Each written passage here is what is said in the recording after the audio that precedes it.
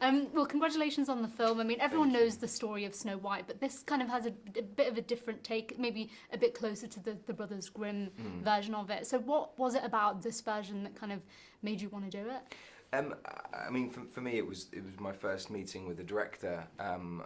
It was January last year, and I was in Los Angeles, and I remember my agent sending me over a script called Snow White and the Huntsman. I think the title itself kind of put me off, if I'm honest. I was like, oh my god, seriously, like a fairy tale? Okay, fine, I'll read it. Reading it, it completely, it just turned the classic fairy tale. I sort of grew up more with the Disney version, so it's like musical, like, oh god.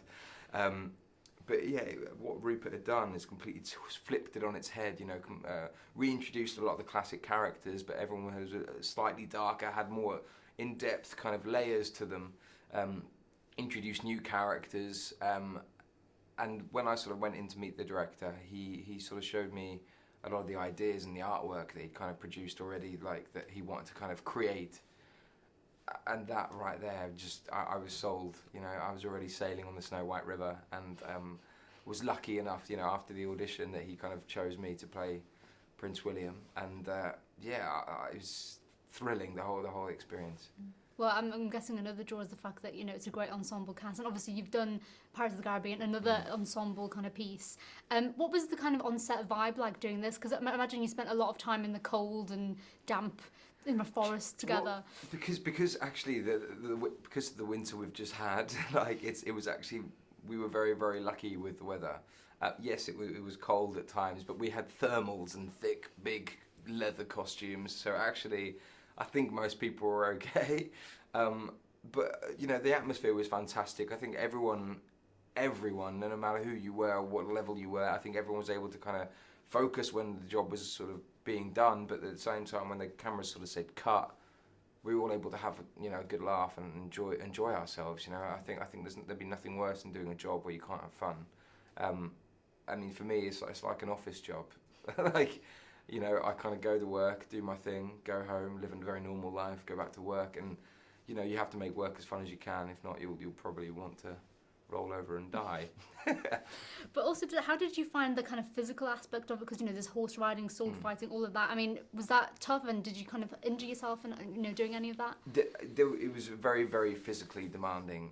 This whole project for me, especially, maybe even more so for Chris. I'd sort of started months and months before we kind of even started filming, just to sort of get in. They would want me in the gym to kind of make me look like Chris Hemsworth. Didn't happen, but nearly. And it was very, very tough, like doing all the archery training. I sort of went to stunt school, I suppose you could call it, like a crash course in horse riding, and the archery training, the sword fighting. It was very, very hard work. But like I said, when you enjoy your job as much as I do, like it never felt like hard work. It was a privilege to kind of go every day and to be taught that. Like most people would kill for the opportunity. So I'm very, very lucky. And you had to do all of that, but in kind of like quite tight clothing as well. What did you make of the costumes, and how did you have any kind of malfunctions with that? Do I've got a real problem. I swear every job I've done, I've ripped at least one pair of trousers around the crotch, and I'm not saying this because I'm happy. Like it's.